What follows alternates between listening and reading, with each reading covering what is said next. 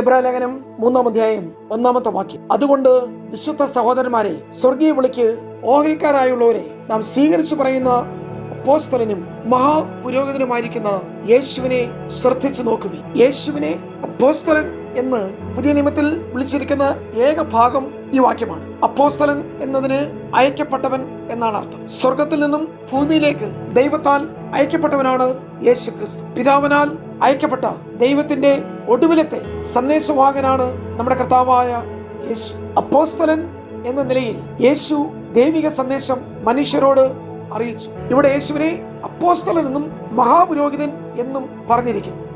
അപ്പോസ്തലനും മഹാപുരോഹിതനും എന്നുള്ള വിഷയം പഴയ നിയമവുമായി ബന്ധപ്പെട്ട് നാം കാണുമ്പോൾ, പഴയ നിയമത്തിൽ മോശയായിരുന്നു അപ്പോസ്തലൻ എന്ന നിലയിൽ നമുക്ക് കാണുവാൻ കഴിയുന്നത്. ദൈവം അധികാരത്തോടെ അയച്ച ദൈവമനുഷ്യൻ. അപ്പോൾ അഹരോൻ ദൈവജനത്തിന്റെ മഹാപുരോഹിതനും ആയിരുന്നു. എന്നാൽ പുതിയ നിയമത്തിന്റെ കീഴിൽ അപ്പോസ്തലത്വത്തിന്റെയും മഹാപൗരോഹിത്യത്തിന്റെയും സ്ഥാനങ്ങൾ യേശുവിൽ ഒന്നായിരിക്കുന്നു.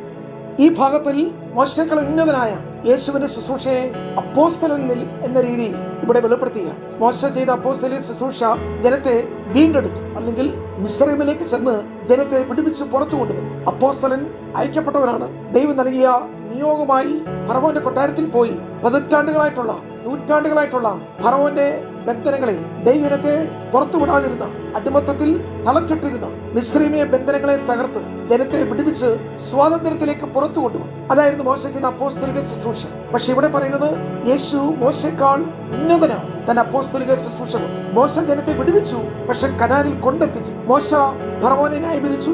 മിസ്രൈമിലെ എല്ലാ മന്ത്രവാദികളെയും ദൈവശക്തിയാൽ താൻ ശിക്ഷിച്ചു എന്ന് നമുക്ക് പറയാം. ദൈവത്തിന്റെ പ്രതിനിധിയായി മോശ മിസ്രൈമിൽ വലിയ വീരപ്രവൃത്തികൾ ചെയ്യുവാൻ തന്റെ ശുശ്രൂഷ മുഖാന്തരം ഇടയായിത്തീർന്നു. മോശ മുഖാന്തരമാണ് ജനത്തിന് ഒരു പുറപ്പാടുണ്ടായത്. പക്ഷേ നാം പുറത്തു വരിക മാത്രമല്ല ദൈവിക പദ്ധതി. മിസ്രൈമിന്റെ അടിമത്തം അവസാനിച്ച് മിസ്രൈമിൽ നിന്ന് ഇസ്രായേൽ ജനം മരുഭൂമി കടന്ന് വാഗ്ദത്ത ദേശത്ത് എത്തണം എന്നായിരുന്നു ദൈവിക പദ്ധതി. പക്ഷെ മോശയ്ക്ക് കൊണ്ടെത്തിക്കുവാൻ കഴിഞ്ഞില്ല. അതിന് യോശുവ ആവശ്യമായി. മോശ ജനത്തെ പുറപ്പെടുവിച്ചെങ്കിലും കൊണ്ടെത്തിക്കുവാൻ കഴിഞ്ഞില്ല എന്നുള്ളൊരു വിഷയം നമ്മുടെ മുമ്പിൽ. യേശു ജനത്തെ വിടുവിച്ചു. പാപത്തിന്റെ ശക്തിയിൽ നിന്ന്, ശിക്ഷയിൽ നിന്ന് യേശു നമ്മെ വീണ്ടെടുത്തു. അപ്പോൾ തന്നെ യേശു നമ്മെ സ്വർഗസ്ഥലങ്ങളിലേക്ക് കൊണ്ടെത്തിക്കും. നമുക്ക് മുന്നോടിയായിട്ട് യേശു തിരുശീല കടന്ന് ദൈവസ്ഥലിൽ പ്രവേശിച്ചിരിക്കും. ആദ്യ ഫലം ക്രിസ്തു, പിന്നെ ക്രിസ്തുവിനുള്ളവർ. നിങ്ങൾ മണ്ണുകൊണ്ടുള്ളവന്റെ പ്രതിമ ധരിച്ചതുപോലെ സ്വർഗീയന്റെ പ്രതിമയും നിങ്ങൾ ധരിക്കും. നമ്മുടെ കർത്താവ് അനേക പുത്രന്മാരെ തേജസ്സിലേക്ക് നയിക്കും. അങ്ങനെയാണെങ്കിൽ യേശു നമ്മെ വിടുവിക്കുക മാത്രമല്ല ചെയ്യുന്നത്,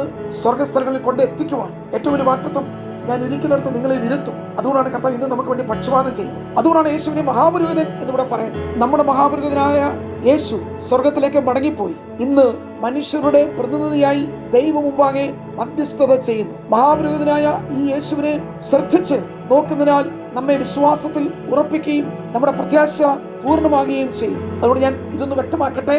യേശു മനുഷ്യരുടെയിൽ ദൈവത്തിന്റെ പ്രതിനിധിയും അതേസമയം ദൈവസന്നിധിയിൽ മനുഷ്യരുടെ പ്രതിനിധിയുമാണ്. മഹാപുരോഹിതൻ എന്ന നിലയിൽ അവൻ ജനങ്ങളുടെ ഇടയിൽ ദൈവത്തിന്റെ പ്രതിനിധിയാണ്. അപ്പോസ്തലൻ എന്ന നിലയിൽ ദൈവത്തെ മനുഷ്യർക്ക് വെളിപ്പെടുത്തുകയും ചെയ്യുന്നു. ഇവിടെ ലേഖനകർത്താവ് അപ്പോസ്തലനും മഹാപുരോഹിതനുമായ യേശുവിനെ ശ്രദ്ധിച്ചു നോക്കുവാൻ നാം സ്വീകരിച്ചു പറയുന്ന അപ്പോസ്തലനും മഹാപുരോഹിതൻ. യഥാർത്ഥത്തിൽ അപ്പോസ്തലന്റെ എതിർദിശയിലാണ് മഹാപുരോഹിതൻ നിൽക്കുന്നത്. ഒരു പ്രവാചകനെ പോലെ ഒരു അപ്പോസ്തലൻ ദൂതുമായി ദൈവത്തിന്റെ അടുക്കൽ നിന്നും മനുഷ്യന്റെ അടുക്കലേക്ക് വന്നു. അവൻ ദൈവത്തിനു വേണ്ടി മനുഷ്യരോട് സംസാരിച്ചു. കാരണം അപ്പോസ്തലനായ യേശുവിനെ ദൈവം ലോകത്തിലേക്ക് അയച്ചതാണ്. അവൻ ദൈവത്തിന്റെ ദൂതുവാകിയാണ്. അവൻ ദൈവത്തിന്റെ വെളിപ്പാടാണ്. അവനിൽ നമുക്ക് ഒത്തിരി കേൾക്കുവാനും മനസ്സിലാക്കുവാനും പഠിക്കുവാനുമുണ്ട്. അതുകൊണ്ട് ഇവിടെ പറയുന്നു, അവനെ സൂക്ഷിച്ചു നോക്കുക. അതിന്റെ അർത്ഥം ഈ അപ്പോസ്തലനെ നാം അറിയുക. അപ്പോൾ തന്നെ മഹാപുരോഹിതൻ എന്ന നിലയിൽ അപ്പോസ്തലൻ വന്ന വഴിയുടെ എതിർദിശയിലാണ് മഹാപുരോഹിതൻ സഞ്ചരിക്കുന്നത്. അവൻ മനുഷ്യനിൽ നിന്നും ദൈവത്തിലേക്ക് പോകുന്നു. അവൻ ദൈവമുമ്പാകെ മനുഷ്യനെ പ്രതിനിധീകരിക്കുന്നു. യേശു നമ്മുടെ മഹാപുരോഹിതനാകുന്നു. ദൈവമഹത്വത്തിൽ നമ്മെ പ്രതികരിക്കുന്ന ഒരു പുരോഹിതൻ. അവിടെ നമുക്ക് വേണ്ടി പക്ഷപാതം കഴിക്കുന്ന ഒരു വക്കീൽ.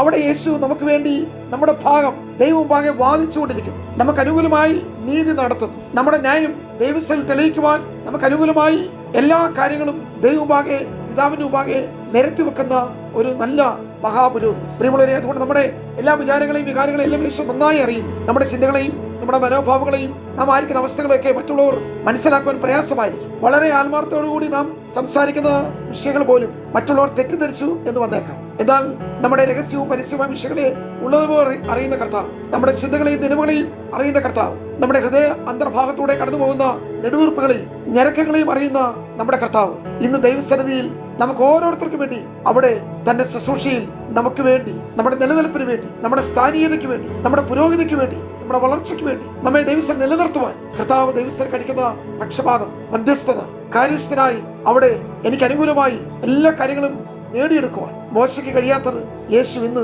തന്റെ മഹാപുരോഹിത ശുശ്രൂഷയിലൂടെ ചെയ്തുകൊണ്ടിരിക്കും. ഈ ഭൂമിയിൽ അപ്പോസ്തലനായി കടന്നു വന്ന് ദൈവത്തിന്റെ സന്ദേശം നമ്മളോട് അറിയിച്ചെങ്കിൽ ആ യേശു കർത്താവ് ക്രൂശിലൂടെ, കഷ്ടാനുഭവത്തിലൂടെ, മരണത്തിലൂടെ, കല്ലറയിലൂടെ, ഉയർത്തെഴുന്നേൽപ്പിലൂടെ, പുനരുത്ഥാനത്തിലൂടെ, സ്വർഗാരോഹണത്തിലൂടെ തിരിശിലകളെല്ലാം കടന്ന്, തിരിശില കടന്ന് പറയുമ്പോൾ ദേഹമെന്ന തിരിശിലേക്ക് കയറി. അപ്പോൾ തന്നെ ദേവാലയത്തിലെ തിരിശിലയും മുകൾ തൊട്ടടിയോളം രണ്ടായി ചീന്തിപ്പോയി എന്ന് നാം വായിക്കപ്പോൾ ദേവാലയത്തിന് തിരിശീലയും കീറിക്കളഞ്ഞിട്ട് ആകാശത്തിന് തിരിശീല കൊണ്ട് മാറ്റി ഇന്ന് സ്വർഗാദി സ്വർഗത്തിലേക്ക് പ്രവേശിച്ചിരിക്കും. അതുകൊണ്ട് നമുക്ക് ഇങ്ങനെ പറയാം, ഭൂമിയിലെ ശുശ്രൂഷ നിർവഹിച്ചതിന് ശേഷം ആകാശത്തിൽ കൂടി കടന്ന് സ്വർഗത്തിലെത്തിയിരിക്കുന്ന നമ്മുടെ മഹാപുരോഹിതൻ ആ കർത്താവ് ഇന്ന് നമുക്ക് വേണ്ടി അഭിയാചന കഴിക്കുന്നു, നമുക്ക് വേണ്ടി മധ്യസ്ഥത വഹിക്കുന്നു. ഇതാണ് പുതിയ നിയമത്തിലെ ഏറ്റവും വലിയ മഹനീയമായ കർത്താവിന്റെ ശുശ്രൂഷ. മീഡിയേറ്ററായി, ഇന്റർസെസറായി, അഡ്വക്കേറ്റായി കർത്താവ് നമുക്ക് സ്വർഗത്തിലുണ്ട് എന്നുള്ള ചിന്ത ഈ പ്രഭാതത്തിൽ നമ്മളെ ഭരിക്കട്ടെ. ഈ വചനത്തിന്റെ വെളിപ്പാടുകൾ നമ്മുടെ ജീവിതത്തിലും കൂടുതൽ കൂടുതൽ ദൈവസന്നിധിയിൽ ഓടിയെടുത്തു വരുവാനും കൃപ പ്രാപിക്കുവാനും നമുക്ക് ഇടയാകട്ടെ. നമ്മുടെ ആത്മീയ ജീവിതം എന്നും നവീനമായി, പുതുക്കമായി, പുതിയതായി തീരുവാൻ സർവശക്തൻ കൃപ നൽകട്ടെ. ഗോഡ്